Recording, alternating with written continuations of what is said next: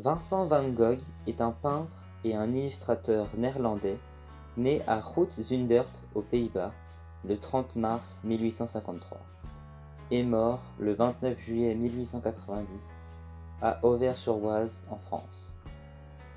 Dès son plus jeune âge, il montre un certain talent pour le dessin, mais ce n'est qu'à 27 ans qu'il s'intéresse vraiment à la peinture, domaine dans lequel il se spécialisera et où il sera plus tard reconnu.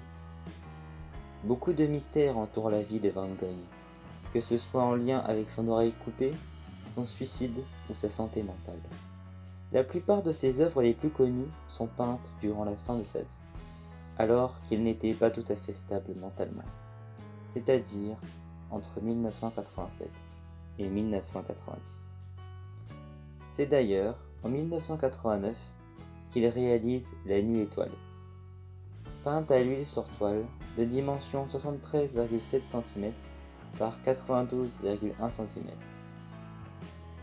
Cette œuvre est considérée comme faisant partie du post-impressionniste. L'œuvre est constituée de plusieurs touches de pinceau.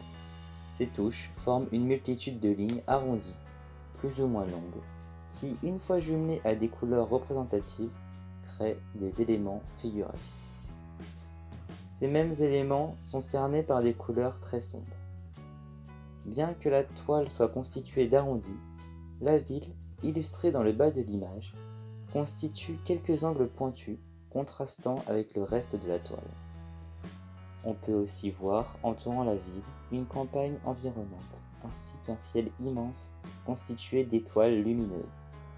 On peut mentionner que cette thématique du ciel, rempli d'étoiles lumineuses, est également présente dans d'autres toiles de l'artiste.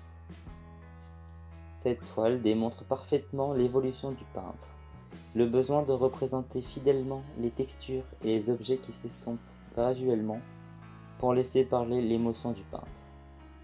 Les couleurs se situent majoritairement entre le bleu et le jaune, passant par des nuances de vert.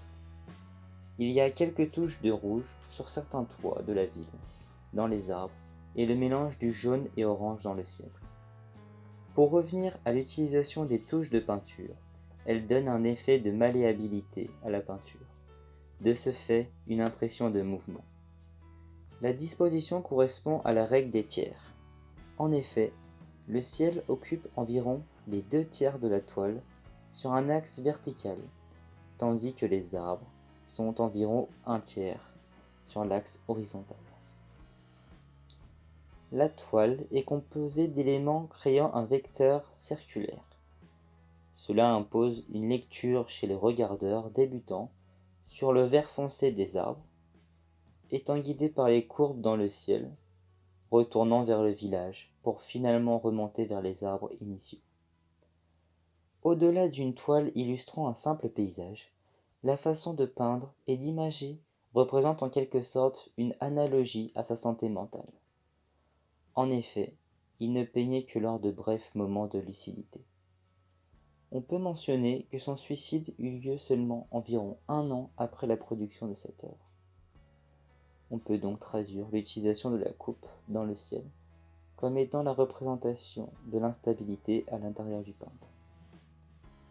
Au final, Vincent van Gogh représente en quelque sorte le cliché de l'artiste fou et malheureux, ayant des problèmes graves de santé mentale, se coupant une oreille et allant même jusqu'au suicide. Il parvient toutefois à laisser sa trace et à devenir l'un des plus connus dans le domaine des arts visuels, et plus précisément dans celui de l'art pictural.